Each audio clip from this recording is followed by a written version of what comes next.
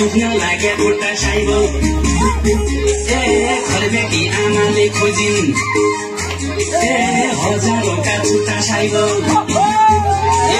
लागी गयो बुढेसकाल भाइ गयो जो मनो साइबो मान्छे ठुलो भए